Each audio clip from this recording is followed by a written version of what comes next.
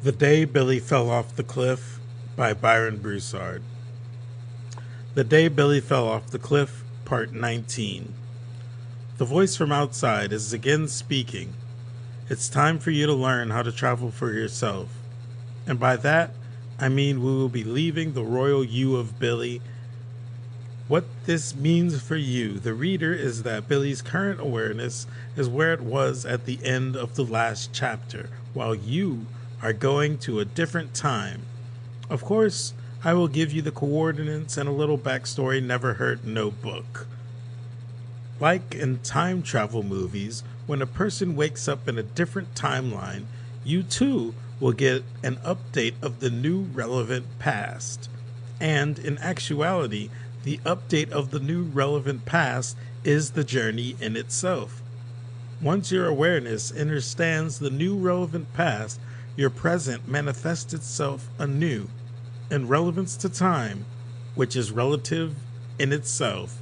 You will be going from Billy to Rick in an instant. The instant is filled with Rick's backstory. Rick's backstory is relayed to you from outside. From that information, you quick studies may already understand how to travel. Billy is a quick study, and all is self. This trip to the outside to speak to me must happen in some way in order to travel successfully. Very much like Billy's intuition, I first speak through symbols. With familiarity comes easier lingo. The first transmission will be the new relevant past, and the second will be your new coordinates. Fun thing is, you, as the insider, get to choose who or what to bring with you.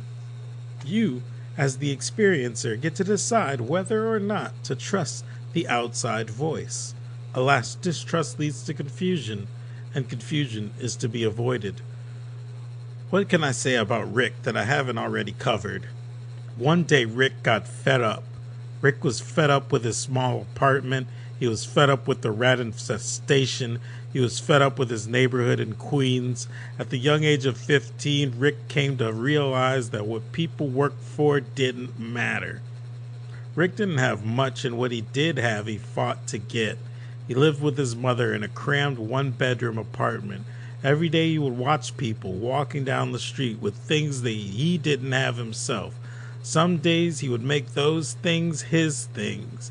Most days, even when he had the exact things that he saw Most days, even when he had the exact things that he saw specific people covet, he found no fulfillment in things.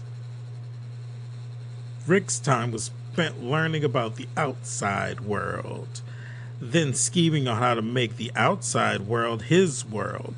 He saw everyone wearing watches. He identified the importance. He schemed on how to get one. He acquired a watch. He did not identify with the previous importance. Over and over again, this would happen with the things he worked so hard to get for himself. He became fed up. He asked, why?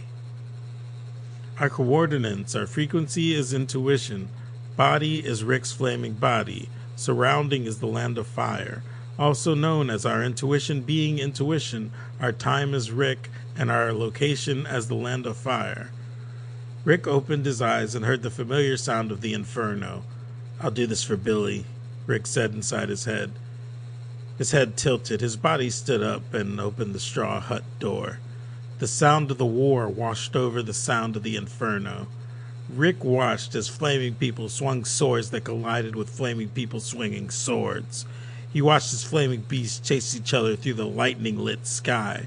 Rick heard and saw this at the same time because there was no time. For Billy, Rick said inside his head. Rick consumed every flaming person in his immediate view from the hut door before returning to the door. He then consumed every flaming person he saw while consuming the first group before returning to the door.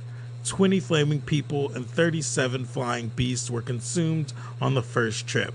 The second trip, Rick consumed 8 flaming skeletons, 45 flaming people, and 62 flaming beasts. He instinctively put all of the flaming people on mute. I am the center of a sweeping radar of consumption, Rick said as he looked out the door of the hut. He repeated the consumption gathering around 200 flaming individuals. I am the radius of an ever-growing circle of consumption, Rick said, looking out at the lightning-filled sky. He made his 3rd trip, then the 4th and 5th. No longer do I have to find the path, for it is laid out in front of me.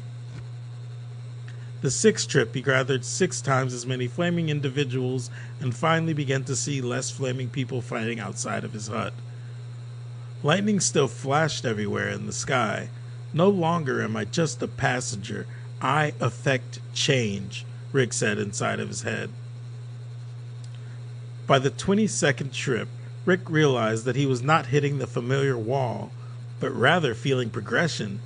He entered his meditative state. Immortality is surprisingly not boring, he said to the darkness. An image appeared of a white room. The room had a door. How many people am I holding right now? Rick asked. The room expanded to hold a huge crowd of people, and above their heads was written 15,432. Rick exited the meditative state. He made his 23rd trip and stood looking out the door of the hut. This is yet to lose its luster, but maybe it could be more fun or challenging. Rick flew into the sky amongst the flaming beasts that were chasing each other and fighting. He consumed every flaming person he could see from the air 6 times before returning to the hut. Now they know who I am, Rick said to what he assumed was himself inside his head. You're in good hands, Rick said to the other people sharing his head. To the ones that are still listening, this is your lucky eternal evening. Rick stepped out from his hut and flew into the sky. From over his hut, he looked out and at the flaming world.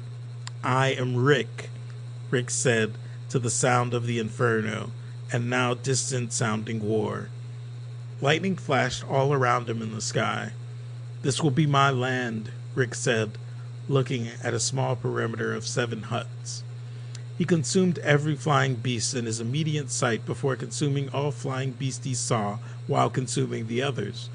Rick then dropped to the coals and began to dig a winding ditch around the 7 huts. He then consumed every flaming person and flaming skeleton he came across while digging.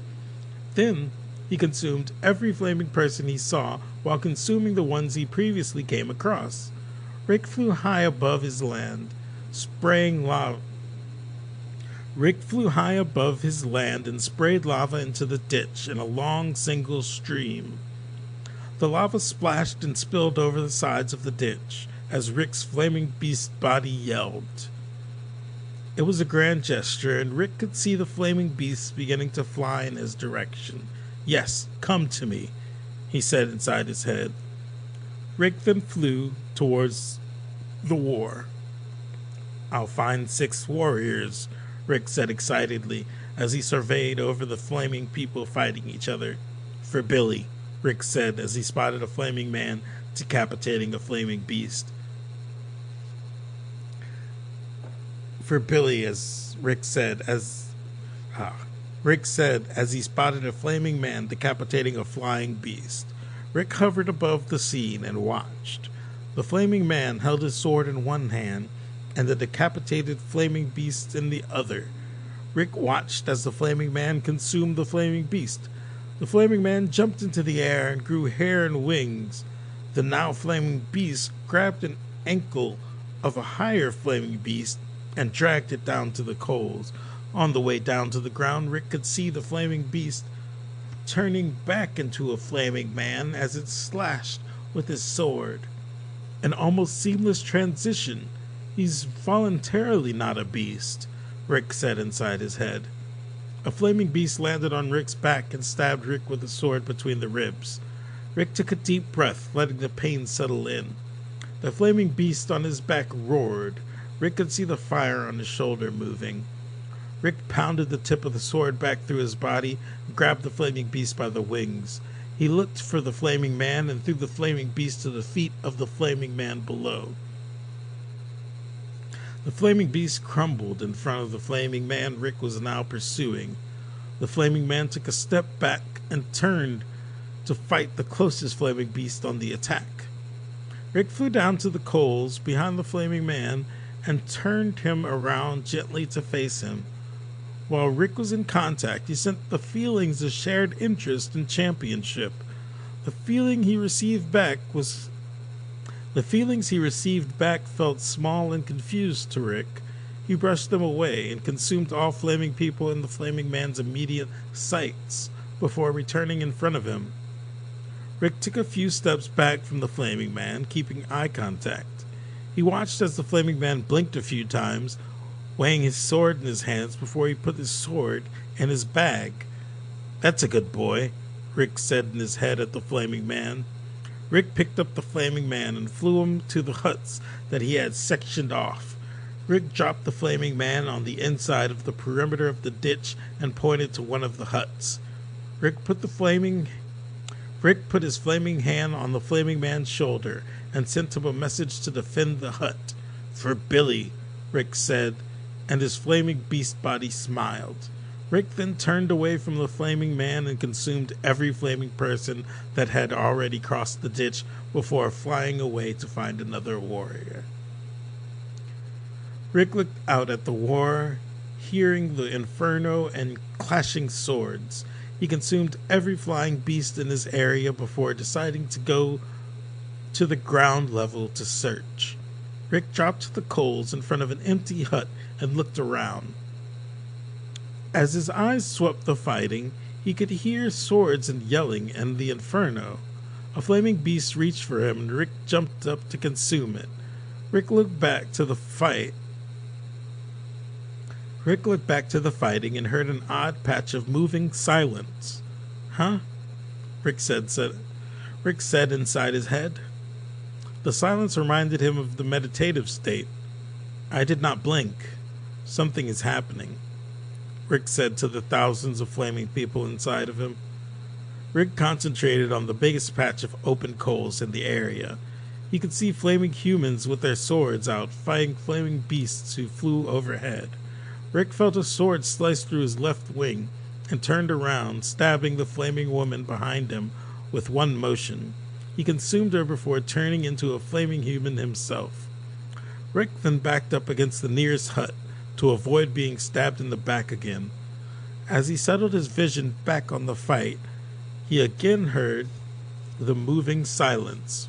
"Right to left," Rick exclaimed as he began moving towards his left along the path between huts. "Right to left," Rick exclaimed as he began moving towards his left along the path between huts. Rick walked along the path, dodging flaming people in their fights. Ahead of him, Rick could see a flaming woman standing and staring at him. She stood holding out a golden goblet towards him.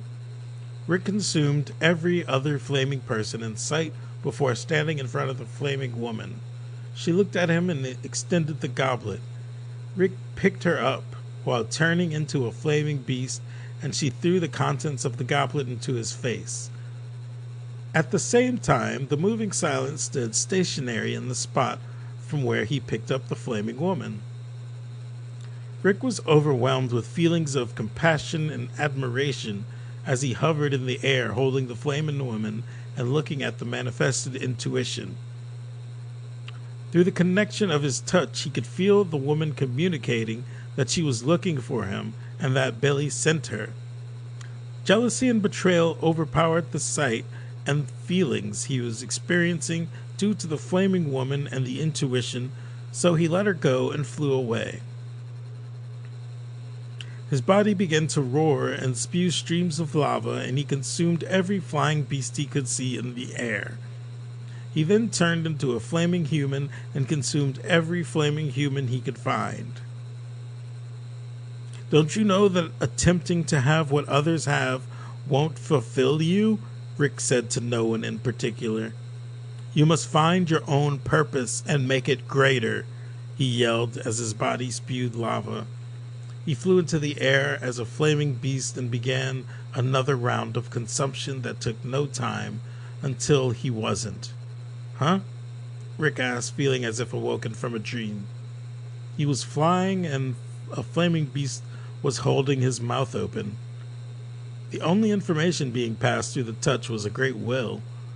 Rick tried to shake free before seeing the intuition under them. He took out his sword and yelled a spray of lava onto the flaming beast holding him. The flaming beast let go and fell to the ground. Rick descended after it, sword first. Think you can stop me? My mission is divine, Rick yelled inside his head as he sprayed more lava onto the now flaming woman. He landed sword first onto her head.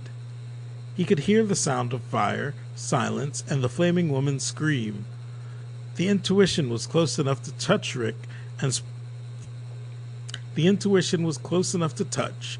Rick sprayed lava at it while the flaming woman under him held out a hand towards it. The intuition took a step back slowly and then disappeared. The flaming woman produced the goblet and quickly threw the contents in Rick's face, with the sword still pushed through her head. Rick was overwhelmed with another greeting and desire for a good fight. The flaming woman produced her sword and swung it in a way that pushed Rick a few feet from her. She was on Rick in an instant and swung her sword through his eyes. Rick began to fly while trying to recover from his feelings of blindness, and when he looked down, he saw that the flaming woman had his leg, and he was not moving. She stabbed him in the back, and then cut his wings in 3 quick slices. Fuck! Rick yelled inside his head as he fell to the ground, a flaming human. The flaming woman stepped over him and viciously cut his neck. Rick could see from how close she was that the sword must have gone all the way through, and he began to feel decapitated. Rick made his body get up and pick up his head and put it back on before he was again defending himself from her sword. I will not be consumed by the likes of you, Rick yelled inside his head. Lava sprayed from his mouth, and the flaming woman stepped back before turning into a flaming beast and flying one flap into the air to close the distance. She turned back into a flaming woman in midair, and her sword sank into Rick's heart. Rick closed his eyes to the pain, and when he opened them moments later, he heard her roar. The flaming woman was spraying lava in Rick's face, and Rick began to burn. While she was still spraying lava, the flaming woman stepped back, and Rick got a momentary glance at his surroundings. There were flaming beasts flying in circles and flaming people watching them from huts, and none of them were fighting. They all watched as the flaming woman sprayed lava on Rick and swung her sword at his neck, decapitating him again.